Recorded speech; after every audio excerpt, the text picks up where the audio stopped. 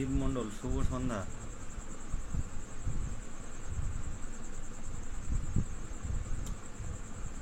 অনির্বাণ ভট্টাচার্য, দাদা ম্যাট 1594 কেসে কী খবর জানালে একটু জানাবেন।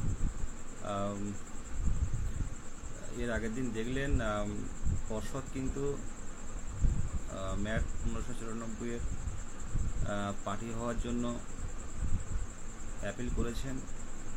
সামনের দিনে আমাদের এই ম্যাট 1594 যুক্ত হতে পারেন, আপাতত এটা খবর আছে। পর্ষদ চেষ্টা করছেন 1594-এর মধ্যে পার্টি হওয়ার, যেহেতু অনেকটা দিন পেরিয়ে গেছে তারপরে এখন পার্টি হচ্ছে। গতদিন সে বিষয়ে উঠল প্রধান বিচারপতির আন্ডারে। তবে এটুকু বলছি, আমরা সমস্ত রকম 22-এর স্বার্থ যেখানে লুকিয়ে আছে, 22-এর স্বার্থ যেখানে বিঘ্নিত হচ্ছে, আপনারা বিভিন্ন সোশ্যাল মিডিয়া বা ইউটিউব দেখে যারা আমাদের ঐক্যবদ্ধ, আমরা 23 জেলা আছি, ভরসা রাখুন, চেষ্টা করছি যাতে কোনোভাবে 22-এর স্বার্থ বিঘ্নিত না হয়। যে কোনো পরিস্থিতিতে, যে কোনো সময় কি ঘটতে চলেছে বা কি ঘটতে পারে, আমরা কোনোভাবে রিস্ক নেব না। আর যেটা প্রয়োজন নেই সেটা ত্যাগ করব। ম্যাট 1594টা এখনো পর্যন্ত আটকাতে হবে, এটা কিন্তু আমাদের টার্গেট, এটা একটা চ্যালেঞ্জ বড়। এটা চলে আসলে পর্ষদও বুঝতে পারছেন এখন যে 6টা করে নাম্বার দিলে যদি আবার রেজাল্ট পাবলিশ করা হয় কি অবস্থা তৈরি হবে। তো আমাদের দিক থেকে সব রকম চেষ্টা আমরা চালিয়ে যাব। আর 6 প্রশ্নভুল মামলায় দেখতে পাচ্ছেন 14 যারা নট কোয়ালিফাইড ছিল তারা প্রচুর অ্যাক্টিভিটি, তাদের সক্রিয়তা, তো তাদের বিরুদ্ধে আমাদের কোনো ক্ষোভ নেই। অনেক গ্রুপে আমরা যেহেতু কেসটা চালাচ্ছি, মেন পিটিশনার এখন বর্তমানে আমরা, তো 2022 প্রাথমিক টেট পাস ডিএলএড ঐক্য মঞ্চ 1594-এর বিরুদ্ধে সুপ্রিম কোর্টে লড়ছে সংঘবদ্ধভাবে। আমার লাইভে অনেক দেখছে যারা কিন্তু 14 প্রশ্নভুল মামলার সাথে যুক্ত। তো অনেকে কমেন্ট করে, বিভিন্ন কিছু বলেন, তো সেটা দেখুন, আমরা নিজেদের মধ্যে কোনো সমস্যা নেই। আমাদের লড়াইটা আইনি পথে হবে, হার জিত যেখানে হবে সেটা মেনে নিতে হবে, এইটুকু। আমরা লড়ে যাব, শেষ পর্যন্ত লড়ে যাব। আমাদের মোহিত আছে, আমাদের পার্থ, রহমান থেকে শুরু করে, সুভাষ থেকে শুরু করে 23 জেলার প্রত্যেকটা, সেই কোচবিহার থেকে একদম পুরো শেষ পর্যায়ে সুন্দরবন, সবাই একসাথে মিলে কিন্তু আমরা এই আইনি পদক্ষেপগুলো প্রত্যেক দিন, আমাদের মোহিত আছে, মোহিতকে আমরা চেনেন, প্রত্যেক দিন কিন্তু কেস সব দেখেন, দেখে কিন্তু আমরা আলোচনা করি যে সামনের দিনে এই কেসটার প্রতি আমাদের হয়তো বিরোধিতা আসতে পারে, আমাদের উকিল অ্যাডভোকেট দিতে হবে। তো আমরা কিন্তু সত্যি কথা বলতে গিয়ে হয়তো আমরা যে যার কাজে ব্যস্ত, কিন্তু কয়েকজন আছে তারা কিন্তু সবার অজান্তে কিন্তু কাজ করছে, সবার অজান্তে, হয়তো সোশ্যাল মিডিয়াতে বলা হয় না। এই প্রত্যেকটা হাইকোর্ট থেকে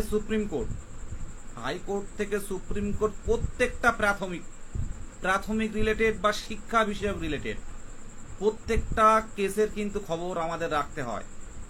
আমরা আলোচনা করি, হিয়ারিং দেখতে হয়। আমরা অনেকে আছি যারা হিয়ারিং দেখি না, ইউটিউবে যেটা বলবে সেটা নিয়ে আমরা বিভিন্ন স্ক্রিনশট, একই স্ক্রিনশট এর কাছে ওর কাছে দিয়ে ছড়িয়ে দিই চারিদিকে। কিন্তু হিয়ারিংটা ভালো করে দেখলে, তারপর অর্ডার কপিটা ভালো করে বেরোলে কিন্তু বোঝা যায় যে অবস্থাটা কোন পর্যায়ে দাঁড়িয়ে আছে। আমরা তো এখন যে কোনো একটা সঠিক জিনিস নয়, বেঠিক জিনিস কিন্তু ভাইরাল হয়ে যাচ্ছে, সবার কাছে একই পোস্ট আসছে। আদৌ আমরা কিন্তু কেউ হিয়ারিং দেখি না, কেউ অর্ডার কপি দেখি না।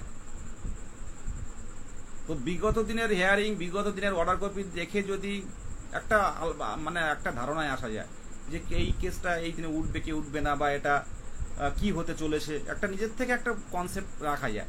আমরা ঐক্যমঞ্চ, আমরা প্রাথমিক রিলেটেড বা শিক্ষা বিষয়ক রিলেটেড প্রত্যেক দিনের কেস দেখা হয়, হিয়ারিং দেখা হয়, প্রত্যেকটা হিয়ারিং দেখা হয়।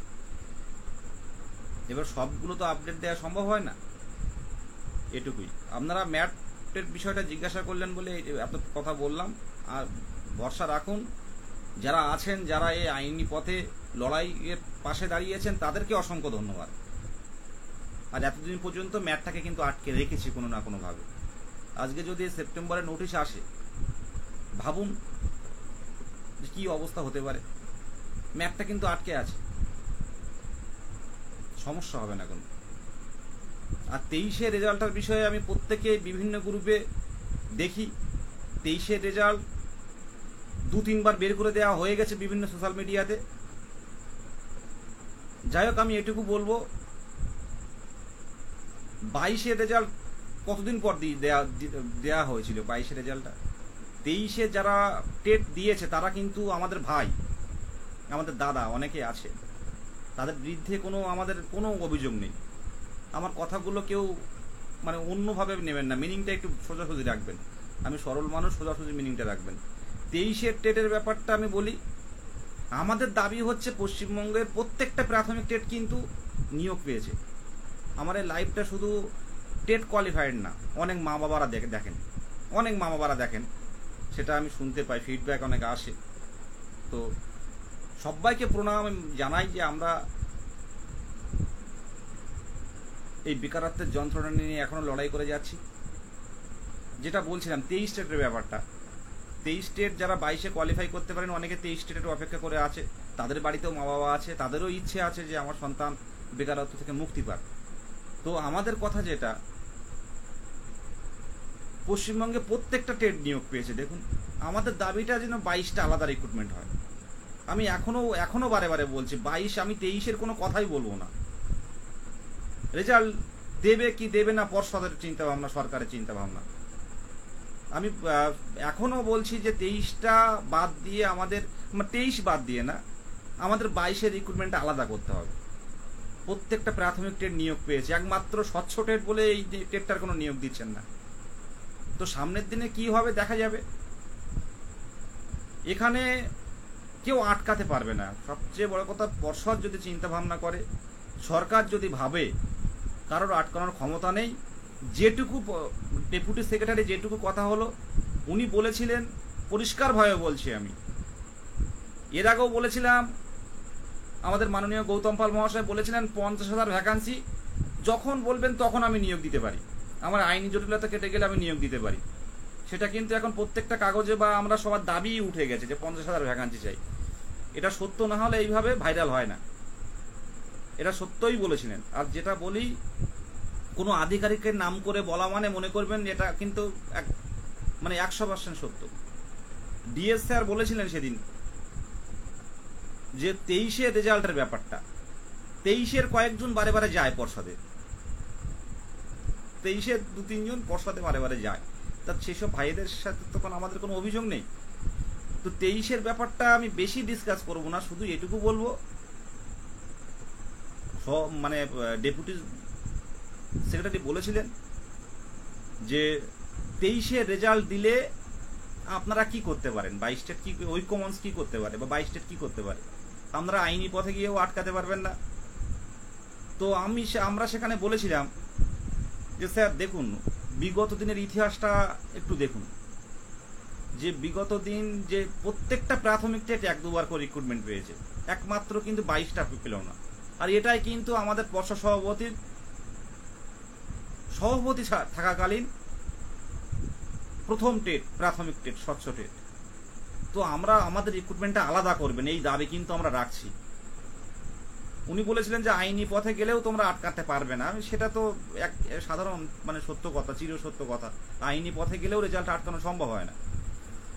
তো উনি বলেছিলেন যে কিঞ্চিত পাস করবে,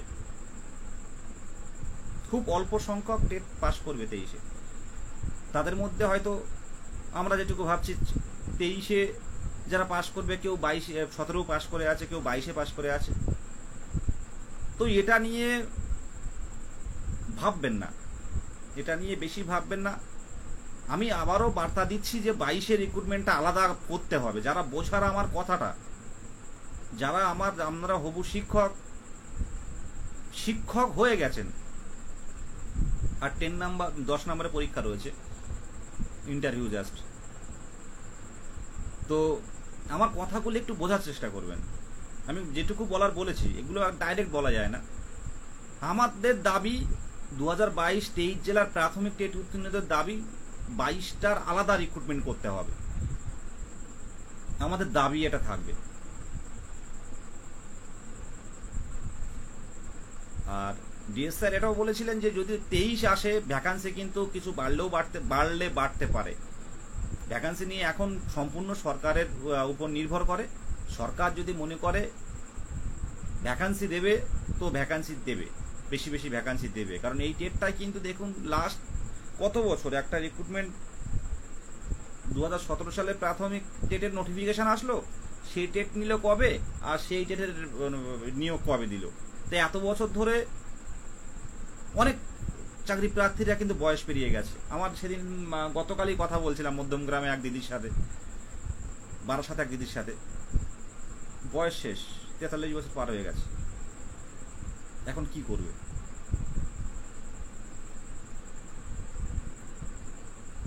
হয়তো আমরা অনেকে ভাবছি যে আপনারা তো সুযোগ পেয়েছেন, 43 বছর পার হয়ে গেছে, এই সুযোগগুলো কাজে লাগাননি কেন?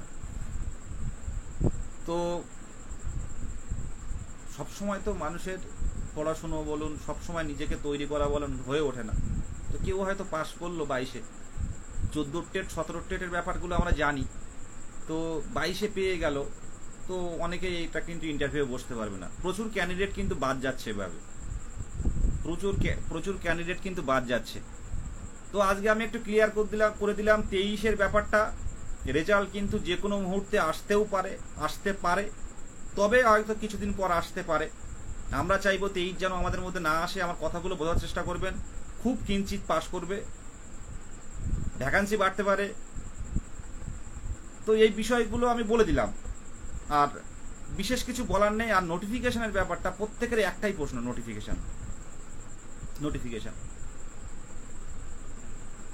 নোটিফিকেশনের বিষয়টা আমরা সবাই, এই ভ্যাকান্সি কত আসবে 23 নিয়ে অনেকে ভাবছে না, কিন্তু ভ্যাকান্সি কবে আসবে আর কত, মানে কবে নোটিশ আসবে, পুজোর আগে না পরে? দেখুন পুজো কিন্তু এসে গেছে, কি করতে পারি আমরা বলুন? আমি তো দেখতে পাচ্ছি যে আমরা ওই প্রত্যেকটা 22 স্টেট সোশ্যাল মিডিয়ায় যেটুকু দেখি 10,000 অ্যাক্টিভ আছি আমরা। ভালো করে বুঝুন, আজকে জুনিয়র ডাক্তারদের দেখা করার জন্য দিদি বসে আছেন, আমাদের মাননীয় মুখ্যমন্ত্রী বসে আছেন, জুনিয়র ডাক্তারদের সাথে দেখা করবে। ওনাদের দাবি এর আগেও মেনেছে, আবার মানবে, ওরা যায়নি, ওদের দাবি পুরোপুরি মানতে হবে। ইস্যুটা আলাদা। ঠিক তেমন ভাবে একটা যুবক যখন তার অনিশ্চয়তার জীবন প্রত্যেক দিন পার করছে, 2017 সাল থেকে 16-18 18-20 ডিএলএড করে যে ছেলেটা অপেক্ষা টেট হবে 17 সালের নোটিফিকেশনে যুক্ত হতে পারেনি।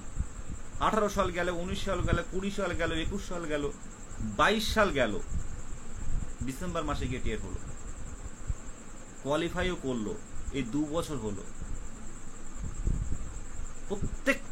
প্রত্যেকজনের কিন্তু একটা নিজস্ব কিন্তু একটা স্বপ্ন থাকে। বলুন আজকে তার বয়সটা যার পেরিয়ে যাচ্ছে, তার অবস্থাটা কি হচ্ছে? এটা তো মানে মানে মানে কি বলবো, একটা মানে বেঁচে থেকেও মরার মতো অবস্থা। আজকে এতবার মুখ্যমন্ত্রীকে চিঠি দেওয়া হয়েছে, আমাদের সাথে কিন্তু দেখা করেননি, সেই সময় হয়ে ওঠেনি। এখনো ফোন করবেন বলেছিলেন, সেই ফোন কিন্তু করে উঠতে পারেননি, জুনিয়র ডাক্তারদের জন্য অপেক্ষা করছেন। তো এটা খুব ভালো যে মুখ্যমন্ত্রী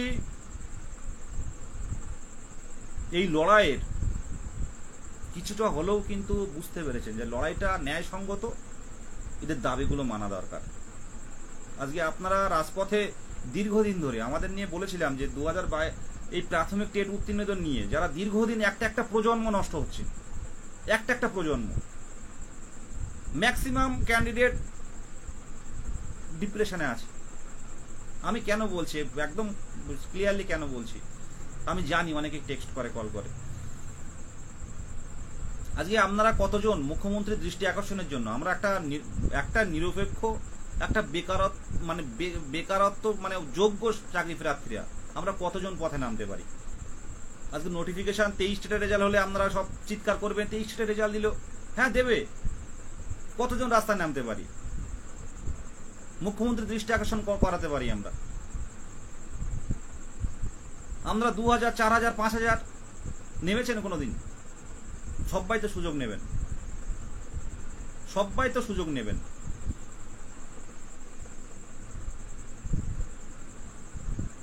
আমার দেখা উত্তরবঙ্গ থেকে অনেকে আসেন, প্রত্যেকবারই আসেন। যদি না দেয় একটা রিক্রুটমেন্ট, একটা 2017 টেট নোটিফিকেশন এখনো পর্যন্ত শেষ করতে পারেনি, এখনো পর্যন্ত শেষ করতে পারেনি। গৌতম পাল মহাশয় একটা নিয়োগ এখনো পর্যন্ত শেষ করতে পারেনি, একটা টেটের নিয়োগও দিতে পারেনি। একটা টেট নিলেন, সেটাও নিয়োগ দিতে পারেননি। আমি যেটুকু বললাম, আইনি পথে যেটুকু আসছে সেটুকুই কাজ হচ্ছে, আর কোনো কিছুই না। ভোটের সাথে নিয়োগের কি সম্পর্ক? একটা যদি সাধারণভাবে আমরা বিচার করি, ভোটের সাথে নিয়োগের কি সম্পর্ক? আমি বললে হয়তো আমার আবার শিক্ষক সুলভ আচরণ থাকবে না, অনেকে বলবে শিক্ষক সুলভ আচরণ এটা না। ভোটের সাথে আমাদের রিক্রুটমেন্টের কি সম্পর্ক? ভোটের সময় নিয়োগ হবে, ভোটের সময় নিয়োগ হবে। ভোট তো সবাই দিচ্ছে বলে তো সরকার থাকছে, প্রত্যেকে তো ভোট দিচ্ছেন বলে তো সরকার থাকছে, তো তাদের দিকটা তো বিবেচনা করা উচিত। আজকে অনিশ্চয়তা, প্রত্যেকটা ছেলেমেয়েরা অনিশ্চয়তায় ভুগছে। এভাবে চলা যায়? এভাবে কি চলা যায়? প্রত্যেকটা দিন কি করতে পারি? আর আমরা কি করতে পারি? আমরা 1000 জন কি করতে পারি বলুন? 1000 জন অ্যাক্টিভ আছে, 1000। যদি 35,000, 40,000 ডিএলএড থাকে, তারা কোথায়?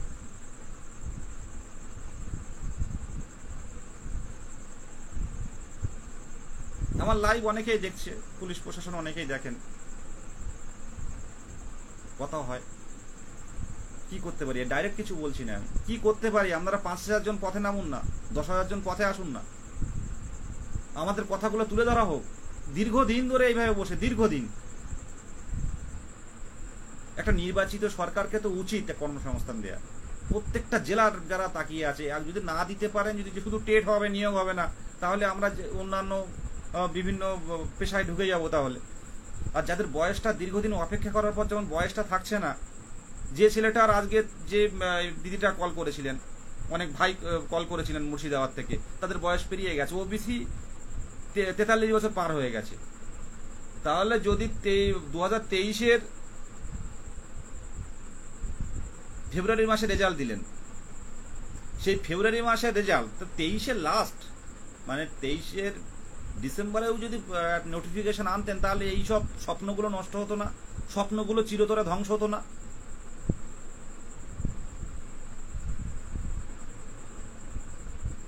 আজকে মুর্শিদাবাদের ভাই যা একদম পুরো ডিপ্রেশনে চলে গেছে, তার আর 2 মাস না 3 মাস বাকি আছে। আমাকে ফোন করে বলে, বিদেশ দা তুমি আমাকে যা বলবে তাই করব, আমার জীবনের কোনো মূল্য নেই, তুমি যা বলবে তাই করব, আমার বাঁচতে ইচ্ছে করে না, আমার অপেক্ষায় এই দিনগুলো কেটেছে। হবে হবে হবে হবে করে আজকে এই 1.5 বছর আমি হয়তো সুযোগ পেতাম অনেক, 1.5 বছর কিন্তু আমার হাত থেকে বেরিয়ে গেছে। আর 2 মাস বাকি আছে, 2 মাস 8 দিন না 7 দিন বাকি আছে। তারা এই স্বপ্নবাদ, টেট সার্টিফিকেট গলায় ঝুলিয়ে রাখতে হবে না, টেট সার্টিফিকেট আর কোনোদিন ইন্টারভিউ দিতে পারবে না। একটু ভাবুন, এটা ভাবলে বোঝা যাবে আমরা কি করতে পারি। আমরা 1000 জন কি করতে পারি? কি হলো, বিকাশ ভবন অভিযানে গেলাম, তুলে নিয়ে গেল, বসিয়ে রাখলো থানায় সারাদিন, সন্ধ্যাবেলা ছেড়ে দিল। বারবার মুখ্যমন্ত্রীর কাছে আমরা বারবার বার্তা দিচ্ছি, প্রত্যেকটা জায়গায় চিঠি দিয়ে আসছি, তো কোনোভাবেই যদি কিছু না করেন, উনি কোনোভাবেই দেখছেন না, কোনোভাবে কি করতে পারি আমরা? আপনারাই বলুন, কি করতে পারি, কি করা যেতে পারে? যা 22 স্টেটের বিভিন্ন সোশ্যাল মিডিয়া সমস্ত গ্রুপ মিলিয়ে যদি কতজন নামতে পারে পথে? 2000 পথে নামাতে পারবেন? নেই 2000, কিন্তু সবাই কিন্তু আমরা চাকরি করব। আমরা তো সত্যি বঞ্চিত। অনেকে ভাবে যে পথে নামার কথাটা আপনারা বলেন কেন? বাড়িতে বসেও তো অনেক কিছু করা যায়। কি করছি বাড়িতে বসে? কতজন আছেন? আমি যারা আছে তারাই আমরা নামছি, তারাই লড়ছি, তারাই কিন্তু সবকিছু করছি।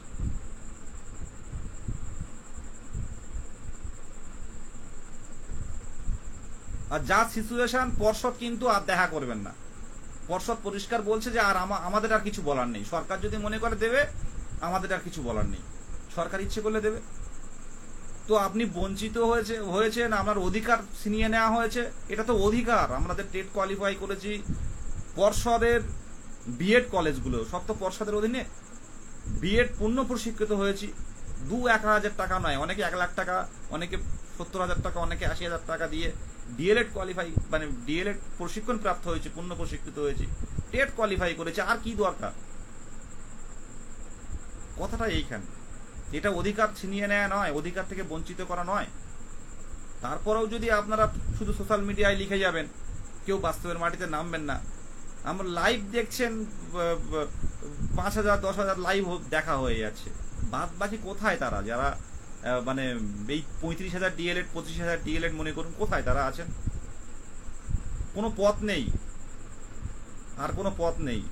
দিন দিন কিন্তু যে লড়াই, যে গতি কিন্তু ছিল, সেই গতি কিন্তু দিন দিন কিন্তু হারিয়ে যাচ্ছে, এটা মাথায় রাখবেন।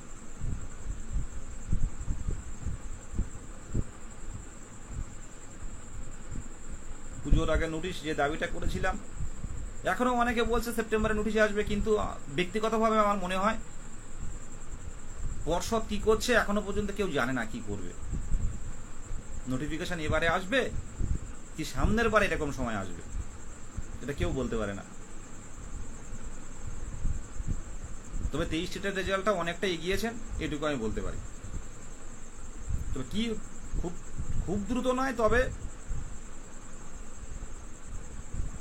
তাদের বিষয়টাও কিন্তু দেখা হচ্ছে, কতদিন আটকে রাখবে একটা রেজাল্ট। আমাদের দাবি 22-এর আলাদা রিক্রুটমেন্ট।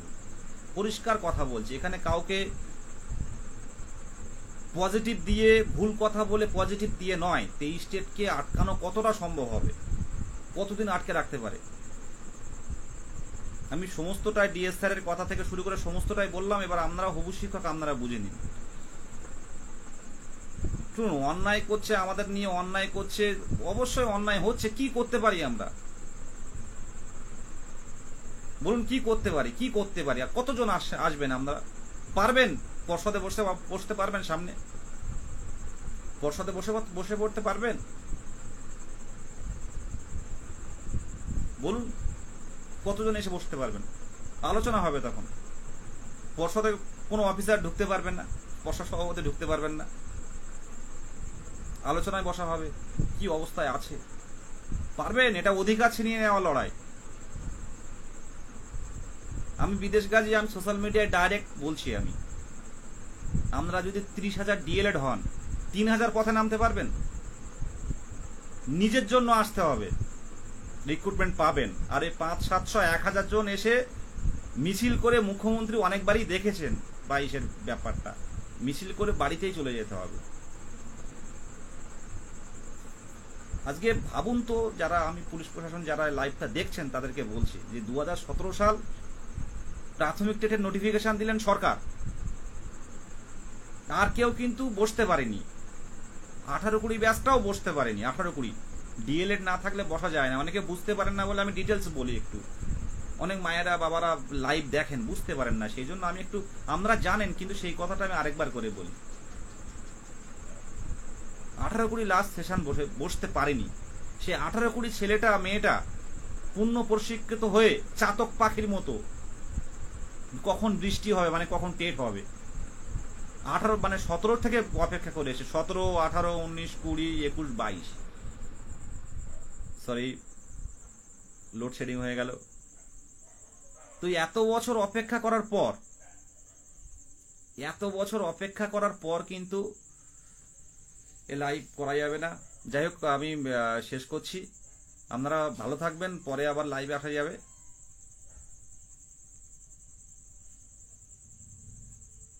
কি অবস্থা?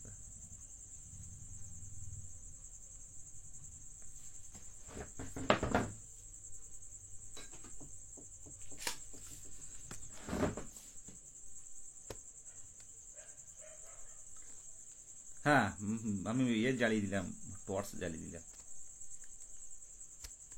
যাক, 16, 18, 19 মানে 18-20 সেশনের ডিএলএড গুলো সেই 17 সাল থেকে চাতক পাখির মতো অপেক্ষা করেছিলেন। 17 গেল, 18 গেল, 19 গেল, 20 গেল, 21 গেল, 22 গেল। আমাদের লাইভ যারা দেখছেন একটু শেয়ার করবেন। এত বছর যাওয়ার পর 22শে ডিসেম্বর মাসে তখন পর্ষদের অ্যাডভোকেট সুপ্রিম কোর্টে বলেছিলেন যে প্রত্যেকবার কিন্তু টেট নিতে হবে এমন ম্যান্ডেটরি নেই। আর এখন পর্ষদ সভাপতি বলছেন প্রত্যেকবার টেট নেব, এবার থেকে বছরে 2বার নিয়োগ হবে। তাহলে কেন ভোটের জন্য অপেক্ষা করে দাঁড়িয়ে আছেন? ভোট আসলে রিক্রুটমেন্ট করবেন এরকম একটা চিন্তা ভাবনা কেন আসছে? আপনি 2022 সালে বলেছিলেন এবার থেকে বছরে 2বার করে নিয়োগ হবে, টেট পাস কেউ বসে থাকবে না। তাহলে ভোটের জন্য এখনো 2 বছর বসে থাকতে হবে আমাদের? ভোট তো সেই 26 সাল, ভোট তো 2026 সালে ভোট। ভাবুন না, আপনারা একটু ভাবুন। এই নিয়োগ যদি ভোটের অপেক্ষা করে থাকে, এই নিয়োগ কিন্তু ঘুরতে ঘুরতে চলে যাবে সেই 2025-এর লাস্ট বা মানে কমপ্লিট হয়ে যাবে 25-এর লাস্ট কিংবা 2026-এর জানুয়ারি মাসে। এটা কেন হবে? এটা আপনারা নিজের থেকে চিন্তা ভাবনা করুন। আর সমস্ত 22 স্টেটকে বলবো একত্রিত হও, একত্রিত হয়ে নিজের অধিকার লড়াই ছিনিয়ে নাও। এ বাঁচা, এ জীবন বাঁচা নয়, এটা ঠিকভাবে জীবনযাপন করা না। এটা আমাদের এই জীবনগুলো প্রত্যেকটা আমি যাই দেখতে পাচ্ছি, লাইভ যারা দেখছে, আমাদের কৌশিক আছে মুর্শিদাবাদের, আমাদের কবিরুল ভাই আছে, আমাদের অতনু আছে বাঁকুড়া, কান্নাকাটি করে, কান্নাকাটি যে আমরা তো অপেক্ষা করে আছি বলে তো সমস্যা, এখন অন্য কোনো কাজে ঢুকতেও পারছি না। আর একটা কথা বলি, অনেকে নেগেটিভ কমেন্ট করে তারা টেট কোয়ালিফাই না, কিংবা 1594-এ যুক্ত আছে, 6 নম্বর পেলেই পাস করবে, কিংবা 1060-তে যুক্ত আছেন, 2022-এর প্রশ্নভুল মামলায় যুক্ত আছেন, তারা কিন্তু নেগেটিভ কমেন্ট করবে। তো নেগেটিভ কমেন্ট দেখে দেখে আমার মাথা মানে অভ্যস্ত হয়ে গেছি, আর কোনো প্রবলেম হয় না, এটা আমি দেখে আসছি। ভাবুন, এই রিক্রুটমেন্ট হতে হতে কিন্তু একটা সময় লাগবে। যদি আমরা চুপচাপে এইভাবে বসে থাকি, সমস্ত 22 স্টেটকে বলবো, বার্তা দেব, সমস্ত 22 স্টেটকে বার্তা দেব একত্রিত হয়ে অধিকার ছিনিয়ে নেয়ার। আর শুধু এই 1000, 1500, 2000 নয়, 2022 প্রাথমিক টেট পাস ডিএলএড ঐক্য মঞ্চ হচ্ছে একমাত্র একটা বৃহৎ 23 জেলা সবাই যুক্ত আছে। আর অন্য সাইডে যদি একটা দুটো গ্রুপ থাকতে পারে, সে খুব কম সংখ্যক, 2-10 জন 50 জন এরকম আছে, কিন্তু বাদ বাকিটা অনেকেই কোথায় তারা? আমার কথা, যদি 25,000 ডিএলএড হয়, 30,000 ডিএলএড হয়, তারা কোথায়?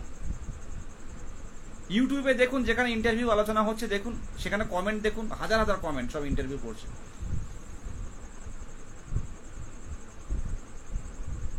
এরকম চলতে থাকলে যাদের বয়স একদম কাছাকাছি চলে এসছে, রিক্রুটমেন্ট পাবে না, এবং নতুন ডিএলএড যারা তৈরি হচ্ছে তারাও ঢুকবে, ম্যাটটাও আটকে রাখা যাবে কিনা সন্দেহ রয়েছে।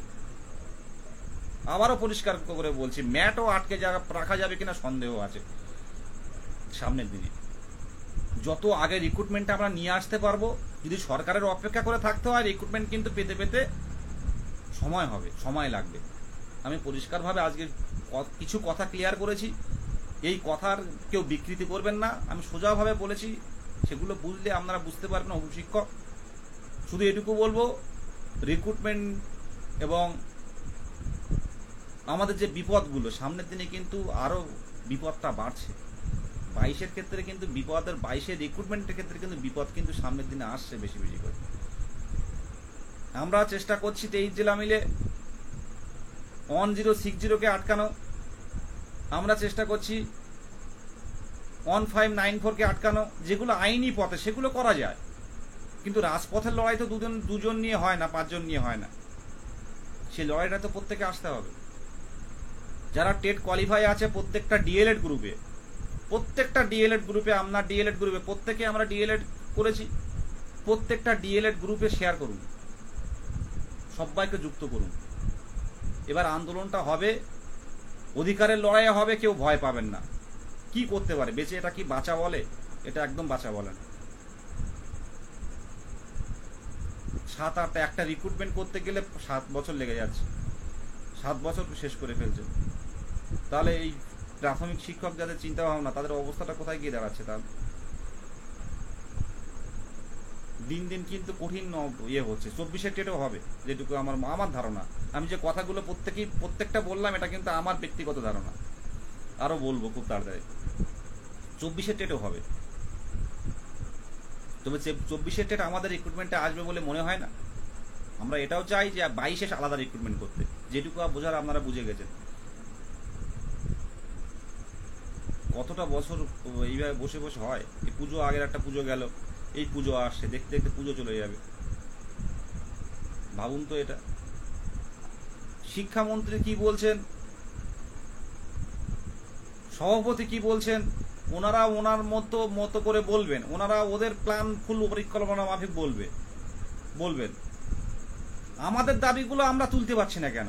ঠিক জায়গায় নিয়ে যেতে পারছি না কেন? কেন অবরুদ্ধ করতে পারছি না? আমাদের দাবিগুলো কি আমরা তুলতে পারছি? 50,000 ভ্যাকান্সি আপনারা তৈরি থাকুন। আর সমস্ত ডিএলএড টেট কোয়ালিফাইডদের বলবো সংঘবদ্ধ হন। আগামী দিনে আমরা আজকের লাইভটা করেছিলাম, আমরা যদি পারমিশন পেয়ে যেতাম আজকের দিন হয়তো নবান্নের প্রথম মানে শেষ দিন হতো নবান্নের ধর্নার। 17 তারিখে কেস হিয়ারিং রয়েছে, দেখা যাক মহামান্য আদালত কি সিদ্ধান্ত দেন। আমরা আশা রাখছি যে মহামান্য আদালত অবশ্যই ভাববেন আমাদের বিষয়টা নিয়ে, কারণ আমাদের কাহিনী, আমাদের হিস্ট্রি যদি ভালো করে শোনেন, খুব কঠিন, মানে খুব কষ্টের হিস্ট্রি আমাদের। কত লড়াই করে এই জায়গায় আমাদের আসতে হয়েছে। টেট নেওয়ার জন্য লড়াই, মানে রেজাল্টের জন্য আন্দোলন, রিক্রুটমেন্টের জন্য আন্দোলন, টেট সার্টিফিকেটের জন্য আন্দোলন। তো এইরকম করলে কি করে হবে? একটা সমাজে যদি একটা এইরকম দীর্ঘদিন যদি একটা যুব সমাজ যদি বসে থাকে, তো কি একটা অসন্তোষ বাড়বে না? অসন্তুষ্ট হবে সবাই। অসন্তুষ্ট দানা বাঁধছে প্রত্যেকের মনে, বেঁধে গেছে অলরেডি। এখন একটা বড় রিক্রুটমেন্ট হলে সবাই কাজে ঢুকবে, সবাই স্কুলে ঢুকবে, চাকরি পাবে, সরকারের পাশে থাকবে তখন, যে এই সরকার আমার চাকরি দিয়েছে। প্রত্যেকেই, আমার তো ব্যক্তিগতভাবে মনে হয় সরকারের বিভিন্ন প্রকল্প আমাদের তো করতে হবে, স্কুলে বিভিন্ন স্কুল ছুট কমাতে হবে এবং বিভিন্ন সোশ্যাল ওয়ার্ক করতে হবে আমাদের শিক্ষক হয়ে। তো একটা প্রজন্ম যদি চাকরি পায় কোনো সরকারের আমলে, কেউ কিন্তু সরকারের বিরোধিতা করে না। আপনি যদি এই সরকারের আমলে চাকরি পান, দেখবেন আপনার এই সরকারের প্রতি একটা ভালোবাসা থাকবে, যে না, আমি এই সরকারের আমলে চাকরি পেয়েছি, আমার স্বপ্ন পূরণ হয়েছে। এটা বোঝা উচিত। প্রত্যেকবার রিক্রুটমেন্টটা দিলে এই সমস্যাগুলো তৈরি হয় না। কেন জানি না, কি ভাবছেন? তো এই অসন্তুষ্ট প্রত্যেকটা যুব সমাজের মধ্যে যদি ঢুকে যায়, যদি আমি টেট কোয়ালিফাই না করতাম, ডিএলএড প্রশিক্ষণ প্রাপ্ত না হতাম, আমি চাইতাম না, অন্য একটা কাজ খুঁজে নিতাম। কিন্তু টেট কোয়ালিফাই করে পূর্ণ প্রশিক্ষিত হয়ে সে আশা বছরে 2বার নিয়োগ হবে, এবার থেকে 2বার নিয়োগ হবে, জল করছে লেখা। তারপরও যদি অপেক্ষা করে যদি দিন কাটে, তাহলে বলুন কি করতে পারি? এটা যদি কেউ নিজের সন্তান ভাবে, আমাদের বাবা মা যে কষ্টটা পাচ্ছে, এটা যদি যারা এই রিক্রুটমেন্ট করেন বা যাদের কথা এটা হয়, তারাও যদি ভাবতেন যে এই ছেলেগুলো এতদিন ধরে রয়েছে। সত্যি তো, এরা 2017 নোটিফিকেশন বেরোলো, তারপর তো নোটিফিকেশন বেরোনোর পর আর তো টেট হয়নি, মানে ফর্ম ফিল আপ করা হয়নি। আমি একটা পোস্টার দিয়েছিলাম, অনেকে দেখছিলাম বলছিল 17 টেট নিয়েছে, আপনারা কি করে বুঝলেন? আমি তাদেরকে বলি, 2017 টেট মানে 2017 সালে হয়েছে এমন নয়, 2017 সালের নোটিফিকেশন। যেদিন টেটের ফর্ম ফিল আপ হয়েছিল, শেষ হয়েছিল, তারপরে তো একটা ফর্ম নেওয়া হয়নি, মানে 2017-ই টেট। ওটা হয়তো 3-4 বছর পরে হয়েছে, 3-4 বছরের পরেই হয়েছে, কিন্তু টেটটা তো ওই নোটিফিকেশনই তো লাস্ট। যারা দিয়েছিল তারা কোন ব্যাচ ছিল? 17-19।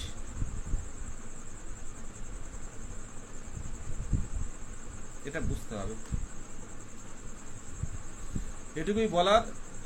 দিন দিন জায়গাটা কঠিন হয়ে যাচ্ছে, আমি পরিষ্কারভাবে সব আপনাদের সামনে তুলে ধরেছি। আপনারা শুধু বললো 22 টেট, এই 35,000 কোথায় গেল, 30,000 কোথায় গেল? যদি 30,000 থাকে, তারা কোথায় এখন?